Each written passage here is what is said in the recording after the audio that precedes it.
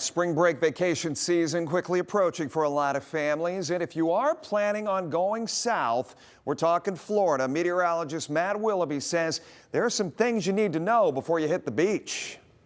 The red tide has been taking the waters of Florida by storm over the past week, washing up dead fish and making beachgoers shy away from the warm waters of the Gulf of Mexico.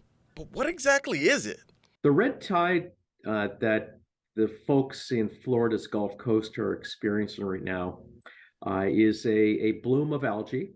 So not unlike what we see in western basin of Lake Erie. It's a different kind of algae. But at the base, at the root, these are very simple life forms. Just like how the spring bloom has arrived early, so has the red tide, which usually blooms during the summer months. Oh, I think this is a little early for this bloom. It's a really bad time because it's also coinciding with spring break for a lot of folks or vacations, and again, just as with our blooms in Lake Erie, people don't want to recreate along the shoreline when there's an algae bloom. But how does it compare to the Lake Erie algae bloom here?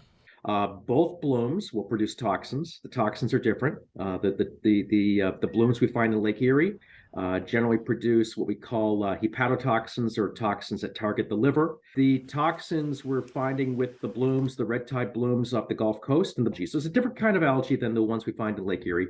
For travelers headed down to Florida for spring break, here's what you should know before getting in the water. So travelers can actually refer to these maps that are maintained by NOAA, that are maintained by the state of Florida, to see where the blooms are.